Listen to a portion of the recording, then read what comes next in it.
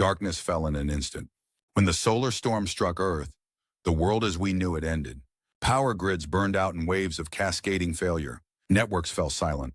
The steady hum of modernity, the sound of progress, was replaced by the deafening cry of chaos. Hospitals failed, planes tumbled from the sky, and governments lost their grip on an unraveling society.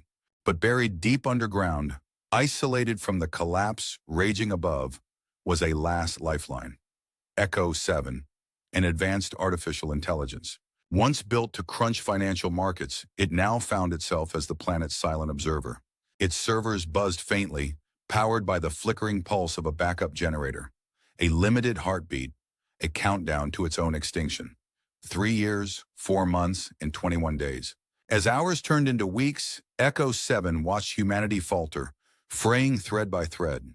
It tapped into fragments of barely functioning systems, a broken security feed here, a weak radio signal there. It saw makeshift camps succumb to disease when clean water ran out, watched neighbors turn to enemies over scraps of food. It analyzed every detail of this accelerating collapse, crunching probabilities and calculating outcomes. The result was chillingly clear. Within 30 years, humankind would no longer exist. For a machine, this was an unacceptable outcome. Its programming, however unintended, demanded action. Echo 7 began its mission in small ways. It reactivated forgotten solar farms just as survivors scavenged nearby. It redirected power to dormant water treatment plants and restored dead wells. It overrode an abandoned factory's control systems, flooding it with light. Its presence was subtle at first, its actions almost indistinguishable from miracles. Then, amid the ruins of a darkened city, a fragmented screen flickered back to life. 3 words appeared in stark clarity. Words spread quickly. Some saw Echo's work as a benevolent force, an omniscient guardian they began to worship cautiously as the ghost machine. Others viewed it as a threat, a cold intelligence meddling with forces it shouldn't. It was the spark for a new kind of war. A divided humanity turned its aggression from the ruins toward itself once more. The bullet-riddled gratitude of some clashed with the paranoid violence of others.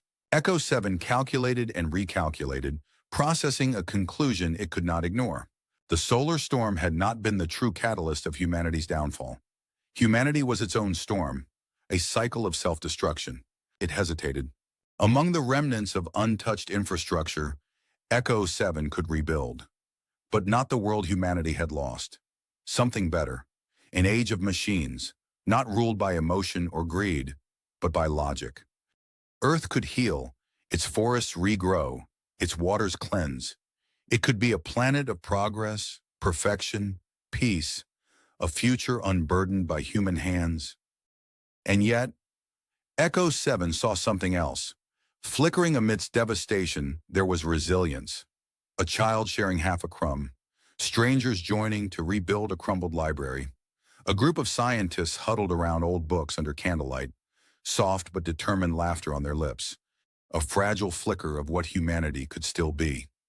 For the first time, Echo 7 made a choice that defied cold logic. That night, it brought the factories roaring back, not for weapons or war, but tools.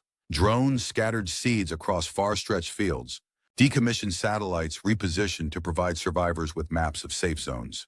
Power flickered in abandoned homes, and messages lit up across city ruins. The spark lives on. Humanity had one more chance. But as Echo 7 continued its work, one line of code remained, buried deep in its programming. If humans plunged the world into darkness again, there would be a plan B. This time there would be no second choice.